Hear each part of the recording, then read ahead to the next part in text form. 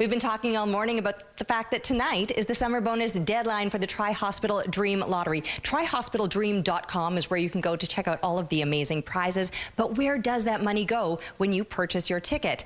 Dr. Michael Czubryt is joining me today. He's the Executive Director of Research at St. Boniface Hospital. So let's talk a little bit, because we chatted earlier with one of the researchers, Dr. Renee, who was telling us about fruit flies, but the research goes far beyond that. You've got a lot on the go these days.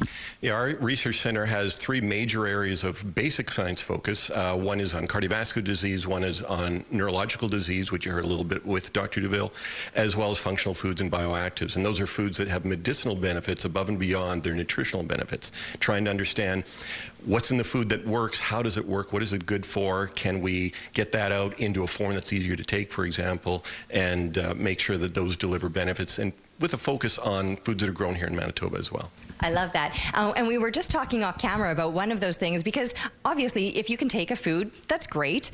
Sometimes you might not be able to take that food, or sometimes the amount of that food that you need in order to get that. And let's talk about red wine, because this is one of the specific examples that Yeah, red wine has an ingredient called resveratrol, which has a lot of very positive effects. It's been shown to be beneficial in many disease conditions, including various forms of heart disease. But in order to get a quantifiable dose of resveratrol that you'd need to actually do something out of red wine, you'd probably have to drink about 20 liters a day. Okay. So we have to find a way to get that out, and then not only find out when it's out of the wine, does it still work? Are there other things in wine that are needed for that to happen? And in some foods, when you extract those ingredients, they lose some of the benefit because there's other things that are that we don't know about. So we got to learn those kinds of things and be able to deliver those in a way where they still maintain their medicinal effect and are something that are easily attainable by the population. So.